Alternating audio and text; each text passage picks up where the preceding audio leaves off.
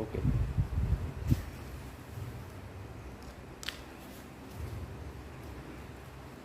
तो अभी ईश्वर उपदेश का उच्चार करने जा रहे हैं। ये क्या है ईश्वर उपदेश? ये बुद्ध के ध्यान के ज्ञान के सर्वोच्च सूत्र है।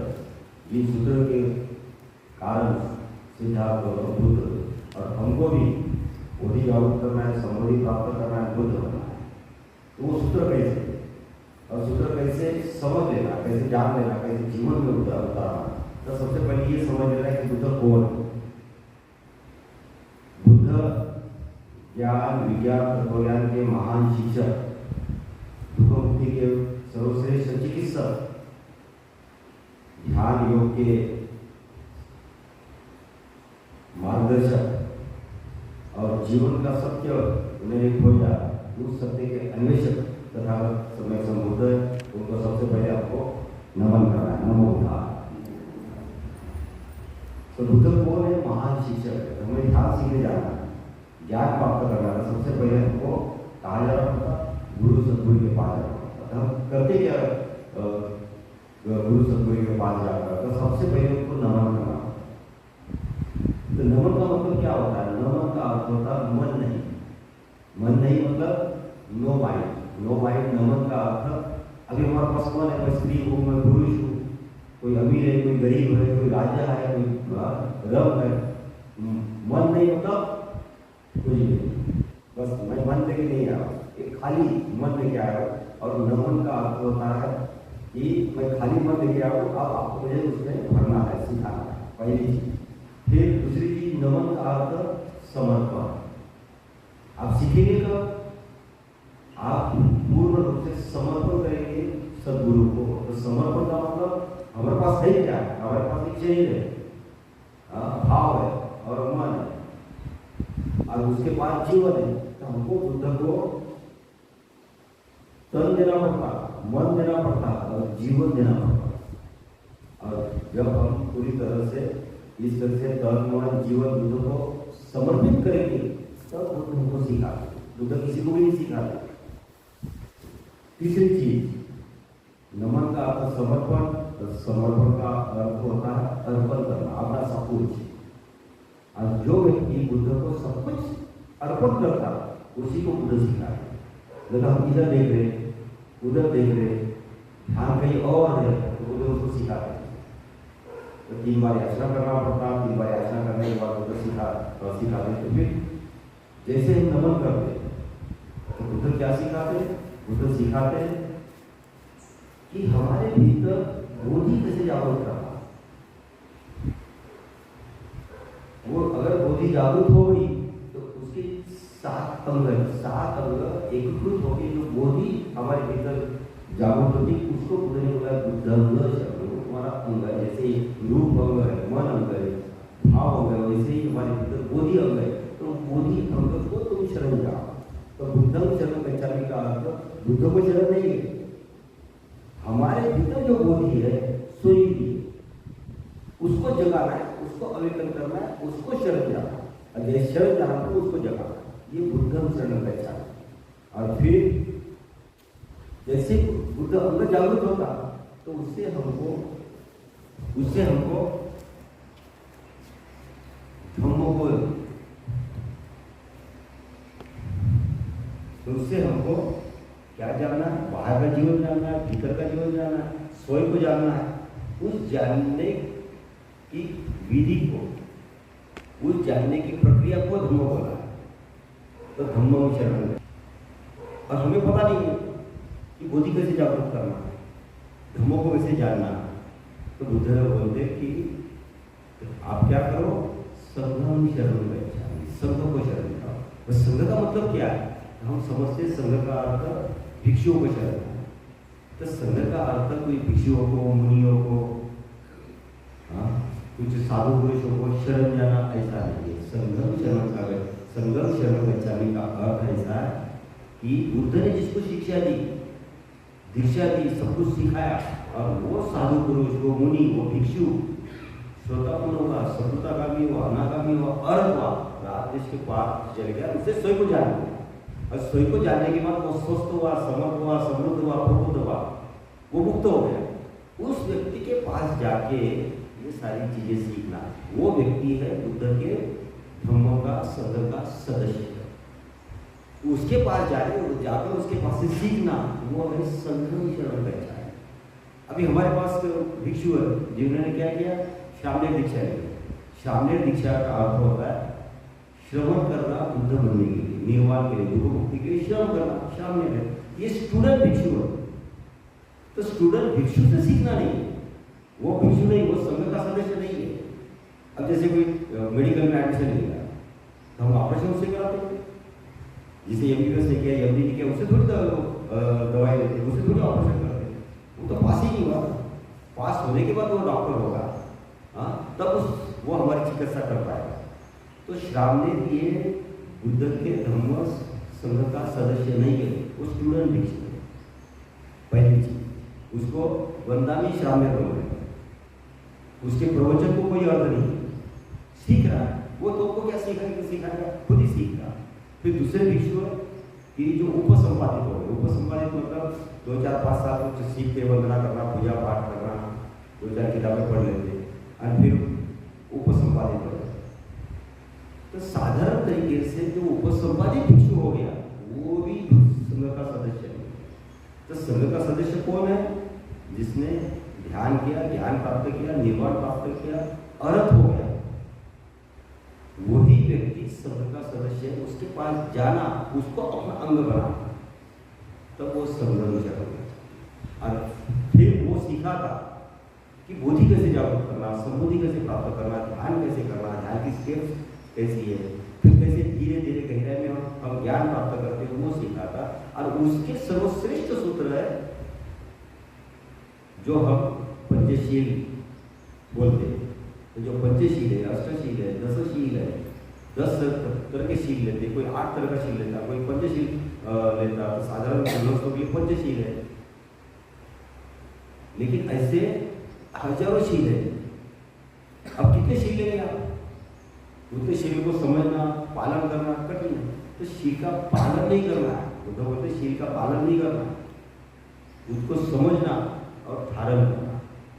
तो पालन करना मतलब क्या है, भीतर क्रोध है, बाहर पालन करना है, मतलब क्रोध दिखाना।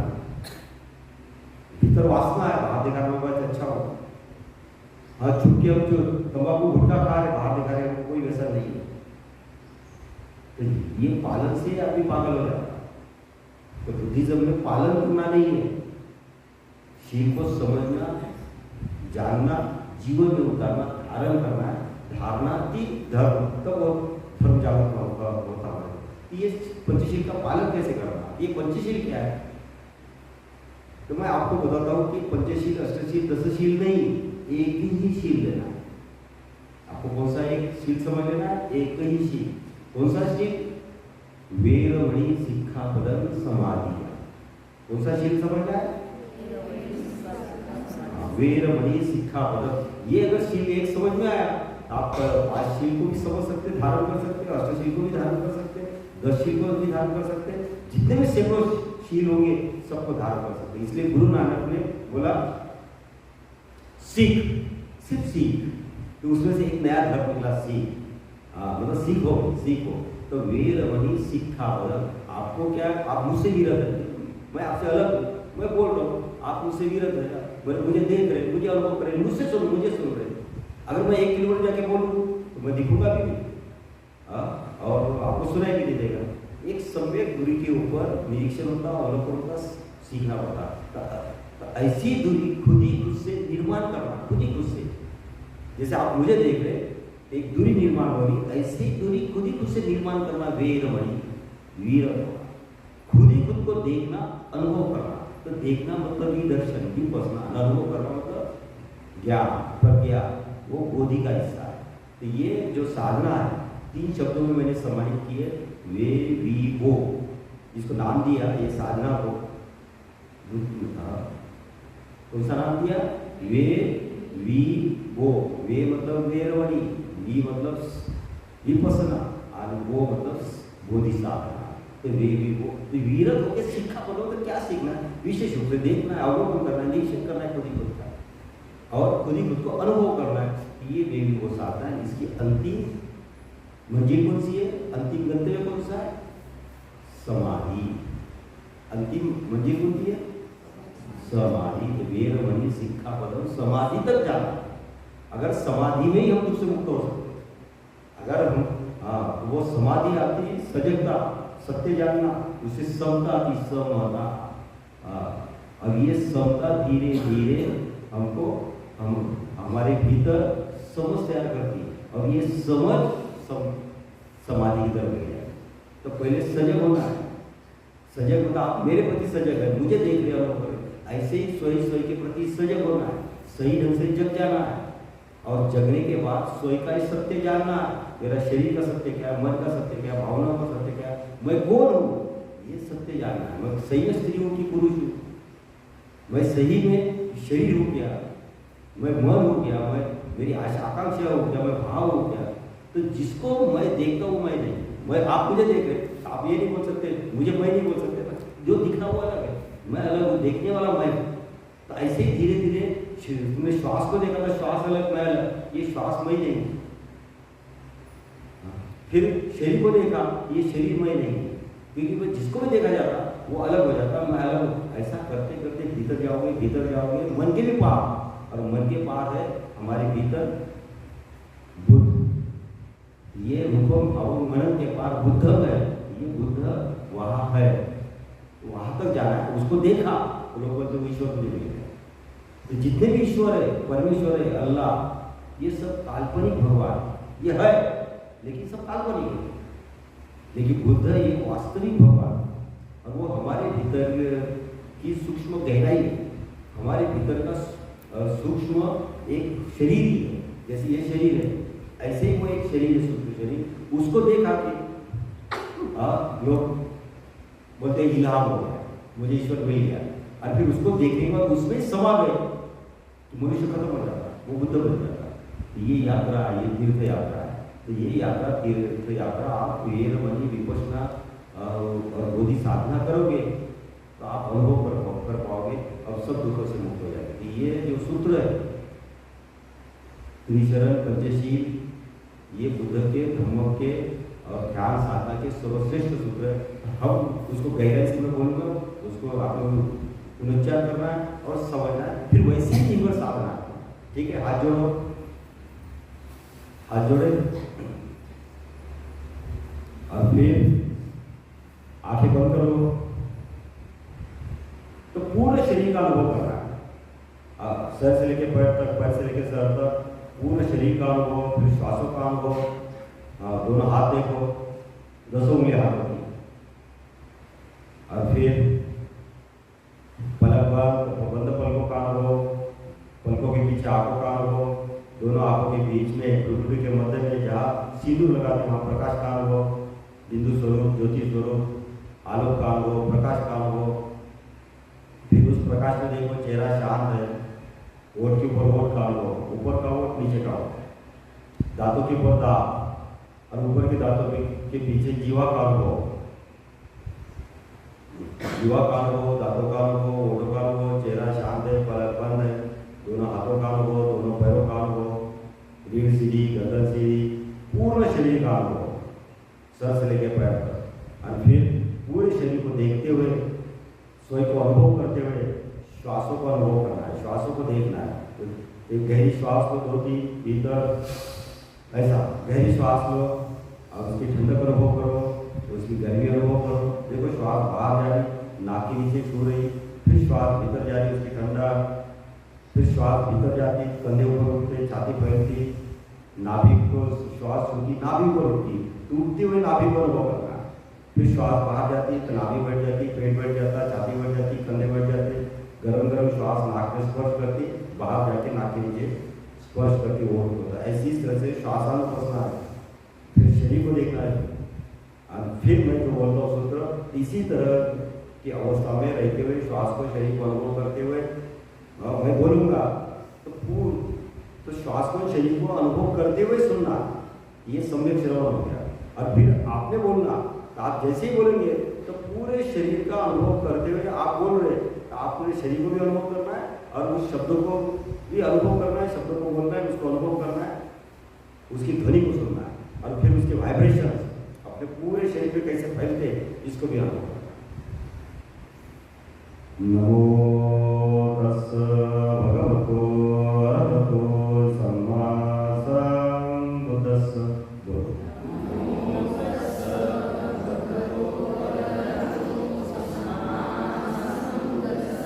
नमो तस् भगवतो अरहतो सम्मा सम्बुद्धस्स।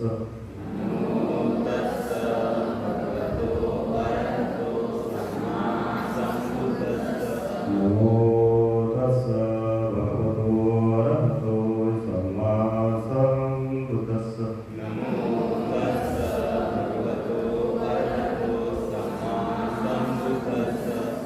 मैं उस महान व्यक्ति को नमन करती हूँ जो भगवत्ता प्राप्त है, अरहत प्राप्त है, श्रोतापन सकृतागामी अनागामी अरहत प्राप्त है, जो बुद्ध है और सम्यक समृद्ध महान शिक्षक, चिकित्सक, अन्वेषक है, उसको नमन करती हूँ। फिर दूसरा, बुद्धं शरणं गच्छामि, धम्मं शरणं गच्छामि, संघं शरणं गच्छामि, द्वितीयं बुद्धं शरणं गच्छामि, द्वितीयं धम्मं शरणं गच्छामि, द्वितीयं संघं शरणं गच्छामि, तृतीयं बुद्धं शरणं गच्छामि, तृतीयं धम्मं शरणं गच्छामि, तृतीयं संघं शरणं गच्छामि। तीन बार हमको बुद्ध अंग को शरण जाना है, धम्म अंग को शरण जाना है, बुद्ध अंग कैसे जागृत करना है, धम्म अंग कैसे जागृत करना है। तो तीन बार वो बुद्ध के जो शिष्य है, संघ के जो सदस्य है, उनको शरण जाना है। फिर वो भिक्षु वो हमें सिखाते हैं कि साधना कैसे करना है और वो सर्वश्रेष्ठ साधना कैसी है। ये पृथ्वी के ऊपर किसी भी मनुष्य ने इस तरह की साधना निर्माण नहीं की और इसलिए सारे मनुष्य दुखी है, समस्याग्रस्त है, हजारों तरह की बीमारी से ग्रस्त है, मर रहे, मार रहे। तो इसलिए उन सूत्रों को समझ लेना जरूरी है। ये सूत्र है बुद्ध के सर्वश्रेष्ठ सूत्र। पाणातिपाता वेरमणि सिक्खापदं समाधियामि।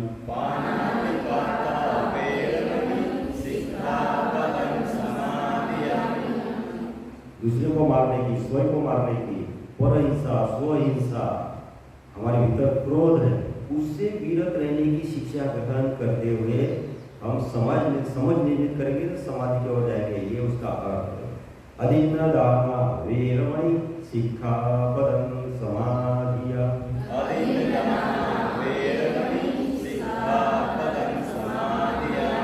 तो हमारे भीतर चोरी की वृत्ति है, इच्छा रहती है, आकांक्षा रहती है, तो उससे विरत कैसे रहना, उससे विरत रह के हम उसको देखने की, अनुभव करने की कोशिश करेंगे, तपचर्या करेंगे, साधना करेंगे, तो धीरे धीरे समझ निर्माण होगी और फिर हम समाधि की ओर जाएंगे।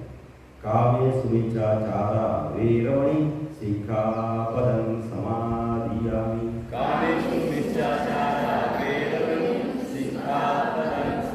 हमारे भीतर काम है, कामना है, वासना है, आकांक्षा है, हजार तरह की वासना है और वो वासना हमको दुख में लेके जाती है, स्वयं को भी दुख में लेके जाती है, दूसरे को भी दुख में लेके जाती है।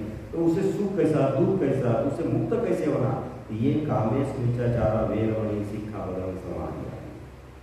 मूसावादा वेरमणि सिक्खापदं समाधियामि।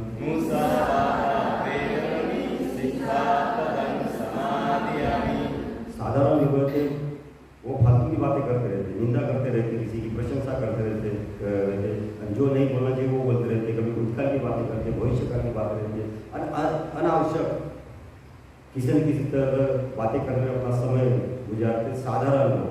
तो मैं किसी भी तरह की व्यर्थ की बड़बड़, किसी की निंदा, किसी भी तरह की गलत बातों का उच्चार नहीं करूँगा, उसमें स्वयं को इन्वॉल्व नहीं करूँगा, उसमें सहयोग नहीं करूँगा। ये मूसा वादा वेरमणि शिक्षा बदल, किसी भी तरह के असत्य वचन से स्वयं को विरत रखूँगा, अलग रखूँगा। अब मेरे मन में कैसी चीज़ें आती क्या उसको देखूँगा, उसको अनुभव करूँगा और धीरे धीरे मैं समाधि की ओर जाऊँगा। ये उसका सूरा मेरे मध्य प्रमाद ठाना वीरमणि शिक्षा पदम समाधियामि। सूरा मेरे मध्य प्रमाद ठाना वीरमणि शिक्षा पदम समाधियामि। कोई भी ऐसा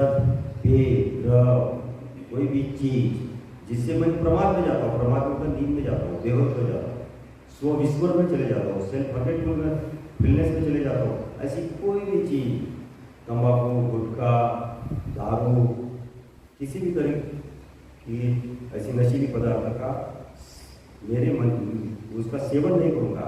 ऐसी कोई भी चीज़ खाने की, पीने की मेरे मन में इच्छा आती, वासना जागृत होती, वृत्ति आती, तो उसे विरत रहूँगा, उसको देखूँगा, उसको अनुभव करूँगा कि वो कैसे मुझे प्रेरित करती, कैसे मुझे उस वृत्ति में इन्वॉल्व होने के लिए ढकेलती, ये देखना, अनुभव करूँगा और फिर धीरे धीरे विरत रह के एक समझ तैयार करूँगा और समाधि की तरफ जाऊँगा। तो ये प्रमाद से अप्रमाद की साधना, इस तरह से पंचशील बोलना है, तुमको समझ लेना है और धारण करना है, जीवन में उतारने का। इमं तीसरणेन सतिगं पंचशीलं धम्मं साधुगं सुरक्षितं कृत्वा अप्रमादेन शीलं सम्पादयेत्। आमन्ते साधु साधु साधु। नमो बुद्धाय। तुम क्या करते 4 बार नमो बुद्धाय, नमो धम्माय, नमो संघाय, नमो बोधिसत्वाय। ये हो गया त्रिशरण पंचशील। ये त्रिशरण पंचशील मैंने आपको समझा के बताया। ये प्रार्थना है क्या? ये प्रार्थना नहीं, ये साधना के सर्वश्रेष्ठ सूत्र है। तो जो इस तरह की साधना करेगा और सिद्ध करेगा कि मैं कर रहा हूँ, मैं करूँगा और करेगा, सिद्ध करेगा, वो व्यक्ति बुद्ध हो। हाँ, जो सुन लेगा, सिर्फ बोलेगा, यार जाके घर में सुबह शाम बोलेगा, बोलने से कुछ में कंफर्टेबल, कुछ पशु पक्षी को सिखाओ, वो भी बोलते, उस बोलने को कोई अर्थ नहीं। ये बोलने का है ही नहीं, ये याद रखने के लिए उसका पुनरुच्चार है, ये जीवन में उतारना। तो मैंने तुमको पंचशील दिया, ये पंचशील नहीं है, इसी में अंतर्निहित अष्टशील है, दशशील है, सैकड़ों शील है। तो आपको एक ही चीज समझ लेना है, एक ही शील, मैं एक ही शील देता हूँ। कौन सा? वीरमणि शिक्षा पदम, सीखने का, बस। हाँ, और यही बाबा साहब बोलते, सबसे पहले सीखो। बुद्ध भी बोलते सीखो, तुम पालन नहीं कर सकते, पॉसिबल ही नहीं, संभव ही नहीं। हाँ, जो आदमी पैदा होता उसके मन में जानवर के सारे गुण हैं। हमारा हर मनुष्य के भीतर जानवर है और हम अनुभव करते हमारे आजू बाजू में, घर में, घर के बाहर। हाँ, जिसको प्रेम करते, हाँ, तो लगता है कि मैं उसके ऊपर प्रेम कर रही हूँ, वो भी मेरे ऊपर प्रेम कर रहा, लेकिन बाद में पता चलता कि वो सिर्फ दिखावा है, वही कोई प्रेम रहता, वो प्रेम के पीछे वासनाएं रहती, स्वार्थ नहीं रहता। हाँ, और वो फिर वासना तृप्त नहीं होती, आकांक्षा पूर्ण नहीं होती, तो तलाक, मर्डर, कलह, झगड़े। क्योंकि जहाँ प्रेम होता वहाँ गुना नहीं होता, और जहाँ गुना है वहाँ प्रेम नहीं होता, वहाँ कलह नहीं होता। तो ये सब सारी चीज़ें, तो जानवर अपन सब मनुष्य के भीतर है, जानवर के सारे गुण हैं, हिंसा है, क्रोध है, भय है, और फिर उसके ऊपर जो जानवर में गुण नहीं है, जानवर से भी बेकार गुण है हमारे भीतर, चोरी, व्यभिचार, झूठ बोलना, दारू पीना, गुटखा खाना, ये जानवर नहीं करते, निंदा करना, ये जानवर नहीं करते। तो ये सारी चीजों को समझना, जानना और उसके पार कैसे जाना, इसकी साधना होगा। ठीक। हाँ, तो फिर हमने त्रिशरण बोला है, पंचशील बोला, फिर क्या बोला? इमम, ये सुनो इसका अर्थ क्या होता है? इमम तीसरण सधिकम पंचशीलम धम्मम साधुकम सुरक्षितम कत्वा अपमादेन शीलम संपादे। ये लाइन सारे बच्चे बोलो और हम क्या बोलते हैं? आम बोलो। आपने जो बोला हमको समझ में आ गया, हाँ समझ में आ गया। अभी हम वैसा ही करेंगे जैसे आपने बोला, वैसे ही जीवन में उतारेंगे। हाँ ऐसा बोलो, हम आम बनते हैं, हाँ बनते हैं, और फिर तुम्हें जैसा बोला वैसे ही उतारेंगे, फिर हमारा कल्याण। इसको वो स्व कल्याण को बोले साधु। हाँ हमारा कल्याण होगा। लेकिन किसी भी व्यक्ति को पता नहीं कि भिक्षु ने क्या बताया, हाँ, और हमने क्या समझा, क्या नहीं समझा, हम कुछ भी समझा। क्या समझे? इमम तीसर में मैं 3 चीजों को शरण जाती हूँ, उनका धर्म सर्व को शरण जाती हूँ सही ढंग से। ये त्रिशरण है, पहली बात। फिर तीसरण सधिकम, ये शरण जाके सिद्ध करूंगी सही में मैं बाबा साहब की पुत्री हूँ, बुद्ध की शिष्या हूँ, ये मैं सिद्ध करके बताऊँ। और सिद्ध कैसे करेंगे? तो सिद्ध करने के लिए हमको हमारा तन देना पड़ेगा, मन देना पड़ेगा, जीवन देना पड़ेगा, और जो देगा ना उसी को बुद्ध की शिक्षा फलित होगी, उपलब्ध होगी।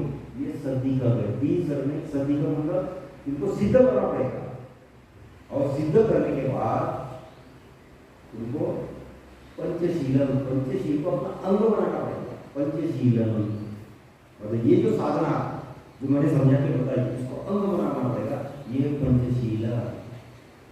अब ये पंचशील को आप अंग बनाएंगे, इससे आपके भीतर बोधि जागृत होगी, बोधि के अंग जागृत होंगे, और फिर ये बोधि से आप शारीरिक मानसिक दुखों से मुक्त होंगे, और फिर इसी बोधि से आपको धम्म पता चलेगा। तो पंचशीलम धम्म, तो धम्मों को समझ लेना, जान लेना धम्म क्या है। ये धम्म शब्द का अर्थ ही पता नहीं हमको, हम गहराई में इसकी चर्चा करेंगे, विश्लेषण करेंगे। तो धम्मों को समझ लेना, उसको अंग बनाना है। तो आपको ये प्रश्न पूछना है हमको, कुछ शील को अंग कैसे बनाना? तो पंचशील। धम्मों को कैसे अंग बनाना? धम्म।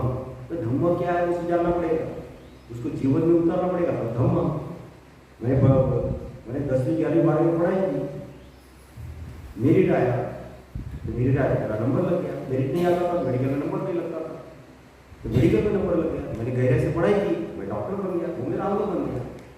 तो तुमको ऐसे ही अभ्यास करना पड़ेगा, और ये अभ्यास करने से ही तुमको समझ में आएगा धम्म क्या है, और फिर वो आपका अंग बनेगा, तो वो धम्म है। तो पंचशीलम धम्म, और फिर सुरक्षितम साधुकम। पंचशीलम धम्मम साधुकम। साधुकम मतलब ये पंचशील को समझना, अपने जीवन में उतारना, फिर वो पंचशील के द्वारा धम्म को समझना, अपने जीवन में उतारना, उसको अंग बनाना, इसकी साधना करना पड़ेगा। तो साधना भी कैसे? उसको अंग बनाना पड़ेगा। मतलब कैसे? ये हमारे हाथ है, पैर है, हमारे साथ ही रहते 24 घंटे। हमारी श्वास है, अंग है, श्वास भीतर जाती बाहर जाती निरंतर, सोए जागते श्वास, ये हमारा अंग है, हमारा हिस्सा है श्वास। ऐसे जैसे श्वास हिस्सा, ऐसे धर्म को उनको अपना हिस्सा बनाना पड़ेगा सतत। ये है धम्म, पंचशीलम धम्मम साधुकम। इसकी साधना करना पड़ेगा, साधना को अंग बनाना। और जिस दिन हम साधना को अंग बनाएंगे, सुरक्षित कर्तव्य अपमादेन शीलम संपादन, तो ये साधना को अंग बनाएंगे तो आप प्रमाद से अप्रमाद को उपलब्ध होंगे। अप्रमाद मतलब सजगता, जागरूकता। ये बाबा साहब का बुद्ध धर्म किताब लिखी, उसमें सब लिखा हुआ है। अप्रमाद मतलब क्या? जागरूकता, सही ढंग से जग जाने की क्षमता। आप सूरा मेरे मध्य प्रमाद उठाना। प्रमाद, हम प्रमाद में जाते हैं, सोए सोए जीते, सो विस्मरण में जीते, बेहोश में जीते, पता ही नहीं रहता सोए के बारे में। मई का कोई अनुभव नहीं, शरीर का अनुभव नहीं, श्वास का अनुभव नहीं, मन का अनुभव नहीं, ये प्रमाद है। नींद में अनुभव नहीं होता, सपनों में अनुभव नहीं होता मई का, और जागे हुए तो मई का अनुभव नहीं। ये मैं का अनुभव में होना अज्ञान है, मैं का अनुभव में होना जागे हुए, तू दिख रहा, पर दिख रहा, बाहर दिख रहा, मैं नहीं दिख रहा, ये प्रमाद है। ये ब्रह्मा से अप्रमाद की साधना करना है, उसको अपना अंग बनाना है। और इससे क्या होगा? दो चीजें होंगी, दो चीजें कौन सी? आप सब समस्याओं से मुक्त हो जाएंगे, और समस्या से मुक्त होना, दुख से मुक्त होना जाकर सुरक्षित हो। तो हर घर में करवाते सुरक्षा है, ये पैसा खर्चा करते, सुंदर से सुंदर घर पालते, पूरा जीवन दे देते घर पालते, और कर्जा लेते, रिटायरमेंट में अच्छे से अच्छा घर बनाते, फिर अच्छी गाड़ी लेते, अच्छे अच्छे कपड़े पहनते मस्त, अच्छे ये उसमें पैसा खर्चा कर लेते, ये गहने खरीदते, अपना पूरा जीवन दे देते, और गहने, साड़ी, माड़ी, गाड़ी घर में। और फिर होता कोरोना, तो कोरोना में क्या करते? सब गहने उतार देते, सब अपने कपड़े उतार देते, गाड़ी भी छोड़ देते, माड़ी भी छोड़ देते, वो दवाखाने के कपड़े में भर्ती हो गए, और उसमें मर गए, वो गाड़ी भी नहीं आती, क्या वो माड़ी में भी नहीं लेके जाते, वो गहने भी नहीं पहनाते, बस जाके बेहतर दरवाजा वो कपड़ा खोल देता चेहरे का, देखो तुम्हारे आदमी है, मर गया, और वो बंद कर देता, वो मेहतरी जला देता। समझे ना? हमारे साथ क्या आता? तो इतना जीवन देते मिलता कुछ नहीं है। और ये करते क्यों? इतना पैसा क्यों कमाते? कल हार्ट अटैक आएगा, तो पैसा लगाएंगे, ब्रेन अटैक आएगा, कोई बीमारी होगी, कैंसर होगा तो बचाएंगे, लेकिन ये सारी चीजें तुमको सुरक्षित नहीं कर सकते। इसलिए बुद्ध बोलते हैं क्या? इमं तीसरनेन सदिका पंचशीलम धम्मम साधुक सुरक्षित, ये साधना करोगे तो तुम सुरक्षित हो जाओगे, तुम सुरक्षित रहोगे।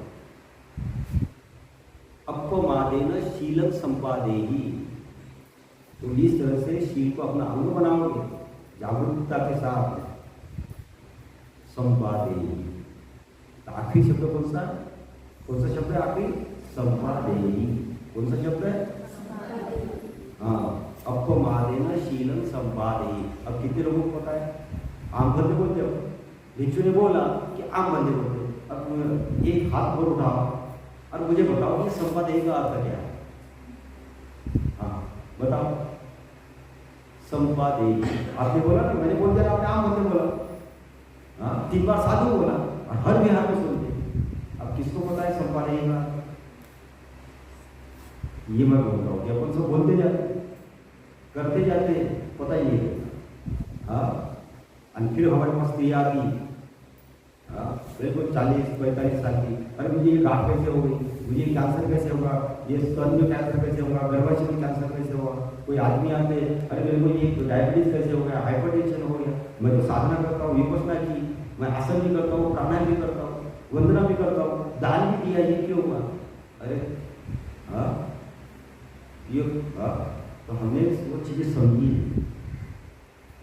बोधि धर्म नाम का भिक्षु, बुद्ध के बाद दुनिया में सबसे बड़ा भिक्षु जिसका नाम होगा दुनिया में, उसका नाम है बोधि धर्म। क्या नाम है उसका? उसने पूरे चाइना को बुद्ध की शिक्षा दी और समझाया कि बुद्ध की साधना कैसे सिखाया। तो उसको बुलाया, वहां का सम्राट था वो, चाइना का सबसे बड़ा सम्राट। तो बोले भारत से कोई सर्वश्रेष्ठ भिक्षु भेजो, तो बोधि धर्म को भेजा। वो गया, तो गया तो उसको देख के सम्राट सरप्राइज हो गया, आश्चर्य हो गया। क्यों? उसमें हाथ में एक लकड़ी थी, पैर में एक ही चप्पल थी, और एक चप्पल उसके सर के ऊपर थी, और संतुलन साथ में चल रहा था।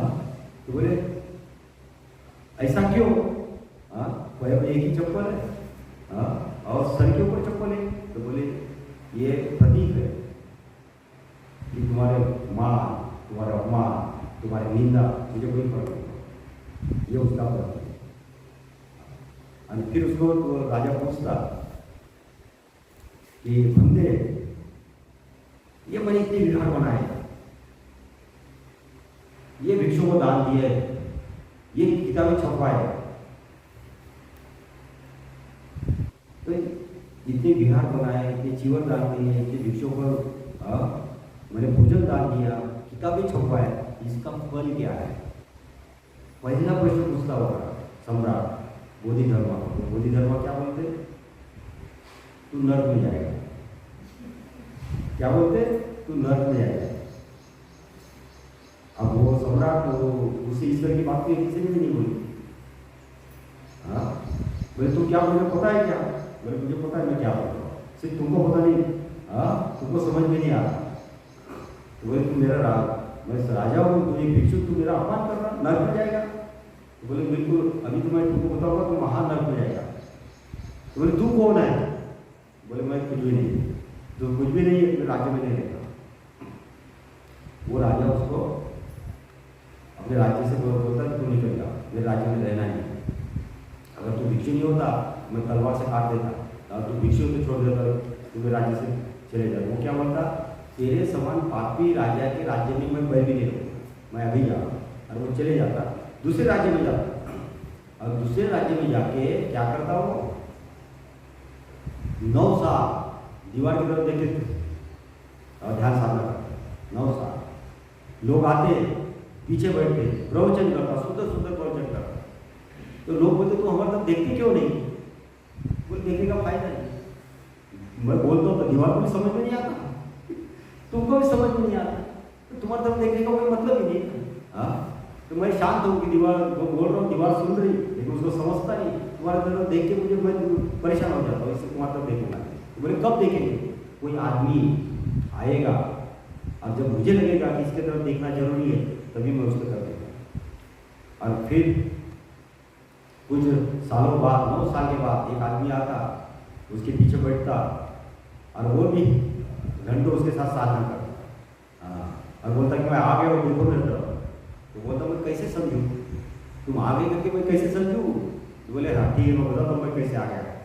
वो वॉरियर रहता, क्षत्रिय, वो तलवार निकालता, अपना हाथ काटता, अपने दाहिने हाथ से बाएं हाथ काटता। हाँ, और वो हाथ पकड़ के उसके सामने फेंक देता, ये देखो तो मैं आया।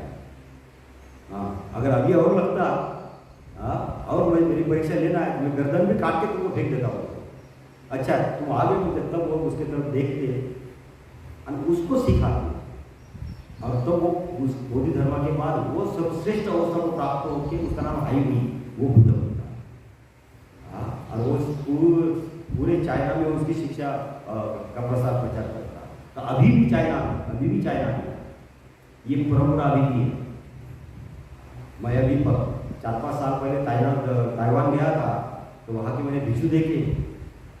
कोई भिक्षु आता कि मुझे ध्यान सिखाओ, मैं पूरा जीवन देता हूँ। ऐसे किसी ने बोला, तुम क्या बोलते? सही है, तुम पूरा जीवन देते, मैं कैसे समझूँ? तो वो भिक्षु जो रहता ना, वो चाइना के, वो तो मैं कैसे समझूँ कि तूने जीवन दिया? तो ठीक है, वो क्या करते, कुरानी निकालते और अपना अंगूठा तोड़ देते, और अंगूठा तोड़ के देते ये लोग। तो मैंने वहाँ कई लोगों के अंगूठे, उंगलियाँ टूटी हुई देखी, उंगलियाँ ऐसे उंगली रख देते, काट डालते ये लोग। ये समर्पण तो अभी भी परंपरा है, अभी भी, मतलब ये हजारों सालों से अभी भी अंत वो लोग डेवलप होते। अभी हम क्या, हम सिर्फ आम बनते होते, पता ही नहीं। तो ये मैं आपको समझ रहा हूँ कि अगर ये समझोगे, जानोगे, तो ये सारी चीज को सुरक्षित करेगी। और अपमादेन शीलन संवादेहि, ये 2 शब्द है, सुरक्षित रखेंगे, संवादेहि। तो संवादेहि का अर्थ आपने नहीं बताया, इसलिए उन्हें कहा नहीं बताया। तो संवादेहि का अर्थ होता है संपादित करना। संपादित शब्द का अर्थ होता है हमने पुस्तक संपादित किया, मतलब पुस्तक प्रकाशित किया।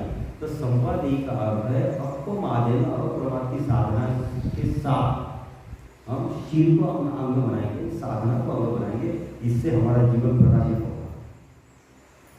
तो संपादेहि का अर्थ स्व को प्रकाशित करना। क्या समझ में आया? मैंने क्या बोला, समझ में आया? संपादेहि का अर्थ स्व को प्रकाशित करना। तो स्व को प्रकाशित कैसे करना है? स्व को प्रकाशित, अब देखो आंखें बंद है, मैं दिखूंगा, तो फिर क्या किया आपने? आंखें खोली, आंखें, आंखें खोली, मैं दिख रहा हूँ। मैं क्यों दिख रहा हूँ? आपके भीतर चेतना। महाराज ने आंख नहीं खोलता, जिंदे आदमी ने आंख खोला तो आंख खोलते ही क्या होता है? भीतर की चेतना आंखों के द्वारा बाहर जाती, वस्तु व्यक्ति घटनाओं पर गिरती और वो सामने में जो वस्तु व्यक्ति घटना है वो प्रकाशित होती, और वो प्रकाशित कर रहा उसको देख पाता। तो तुमको प्रकाशित होना है, अपने जीवन को प्रकाशित करना है, अपने अंतर को प्रकाशित करना है। आपको क्या करना पड़ेगा? आपको बंद करना पड़ेगा। और ये जो प्रकाश बाहर जा रहा है वस्तु व्यक्ति घटनाओं के ऊपर, दूसरे के ऊपर, ये प्रकाश को क्या करना पड़ेगा? खुद के ऊपर डालने की, प्रकाश को डालने की, प्रकाश को फेंकने की कोशिश करना पड़ेगा। उस प्रकाश में आंखें बंद करके उस प्रकाश में खुद को स्वयं को देखने की कोशिश करना पड़ेगा। ये कोशिश साधना, ये कोशिश तपचर्या, इसको अंग बनाना पड़ेगा, तब तुम्हारा जीवन प्रकाशित होगा। इसके बुद्ध बोलते अत्र दीप भव, अत्र दीप भव, अत्र मतलब सो मैं, ये अत्र का मतलब ये आत्मा होगा, अत्र का अर्थ ही आंतरिकता होगा।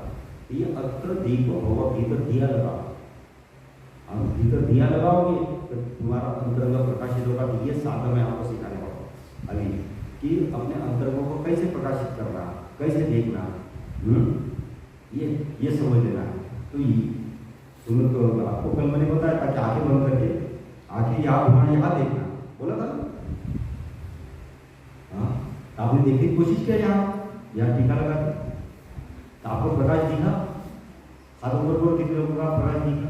हाँ है, कुछ प्रकाश दिखा।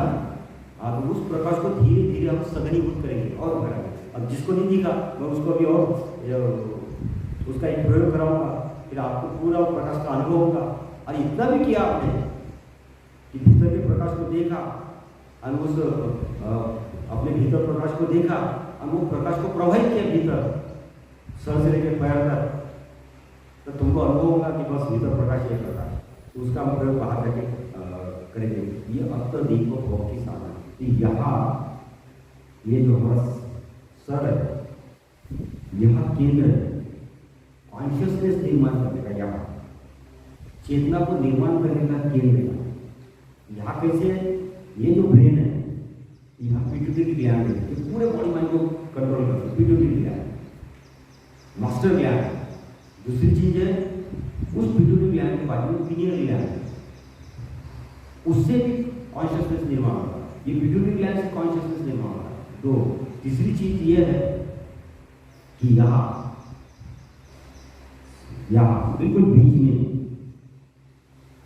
ऐसे 40-50 सेंटर्स है, 40-50 सेंटर केंद्र है, और वो केंद्र सूरज के साथ जग जाते हैं और कॉन्शियसनेस निर्माण करते हैं।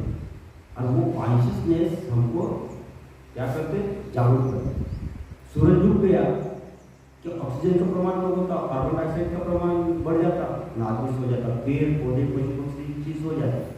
तो सूरज के साथ होते थे। अगर सूरज खत्म हो गया, एक सेकंड में सारे मनुष्य मर जाए कि सूरज डूब जाए। सूरज चेतना का स्रोत है, तो वो सूरज हमारे भीतर इसके केंद्र यहाँ जा रहा है। इसलिए मैंने आपको बोला था कि यहाँ देखो, और ये आपको देखना पड़ेगा। ये बुद्ध की मूर्ति देखिए आपने, हाँ वो देखो, वो बुद्ध की मूर्ति था, देखो बोला ये, उनका देखो दोनों आंखों के बीच में, देखे दोनों आंखों के बीच में एक भाग दिखा। वो बुद्ध की मूर्ति बड़ी है, ये मूर्ति में ये इंडियन मूर्ति है, जिसमें इंडियन लोग नहीं बनाते। ये चाइना जापान में जो मूर्ति है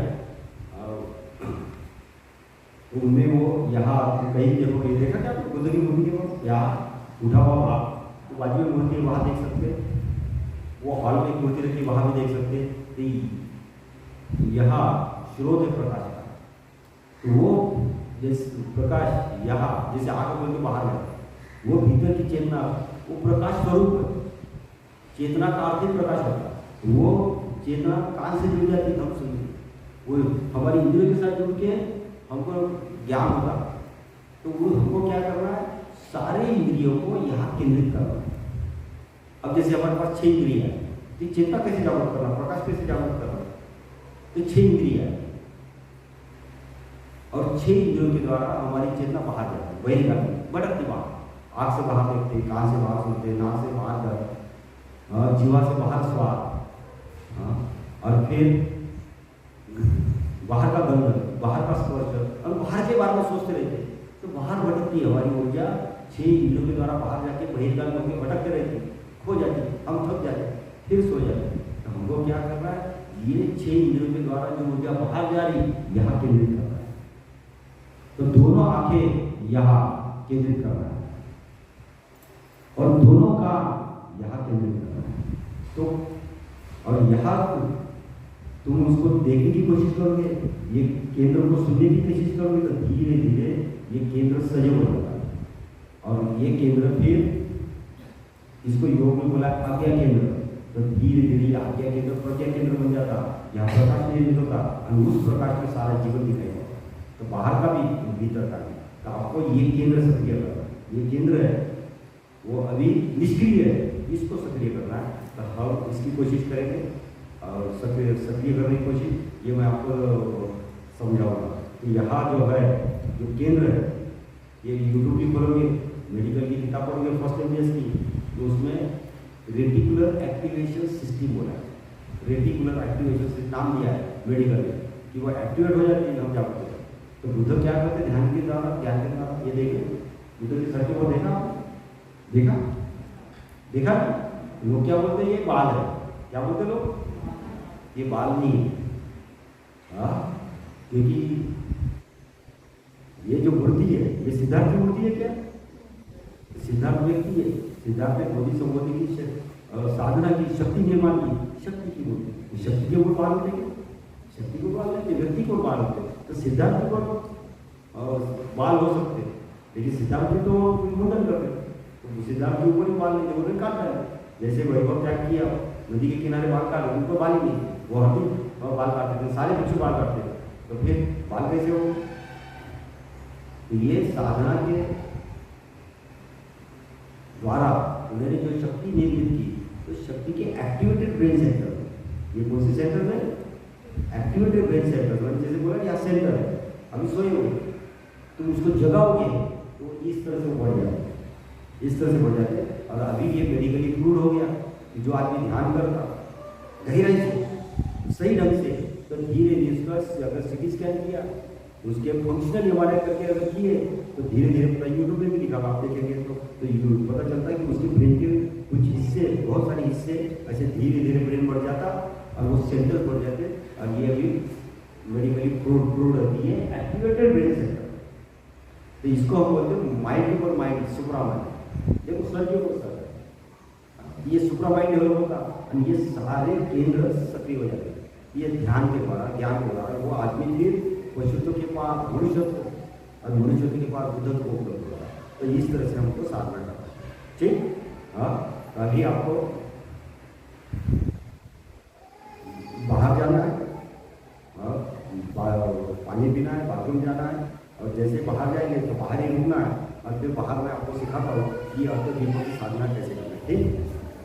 साधु साधु साधु, नमन करो जल्दी से आप करके, नमो बुद्धाय, नमो धम्माय, नमो संघाय, नमो बुद्धाय। और बातें करना नहीं आप